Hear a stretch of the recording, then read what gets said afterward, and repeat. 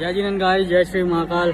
आज हमारी टीम में रहे सागर भाई, कैसा लगा आपका हमारे साथ खेल के? बहुत बढ़िया लगा और बहुत कॉम्पिटिटिव मैच था।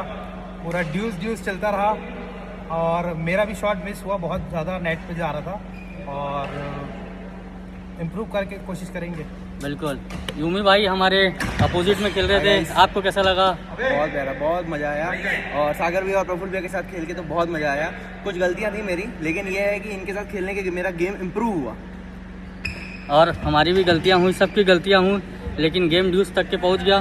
तो इसके लिए बहुत बढ़िया गेम हुआ। वीडियो पूरी देखिएगा गाइस। जय श्री महाकाल। जय श्री महाकाल।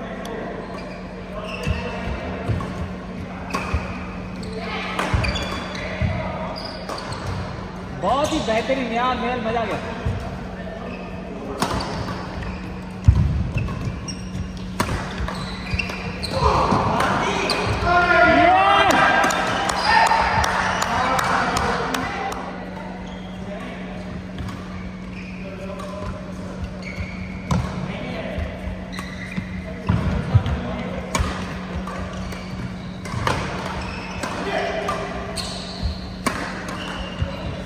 बढ़िया।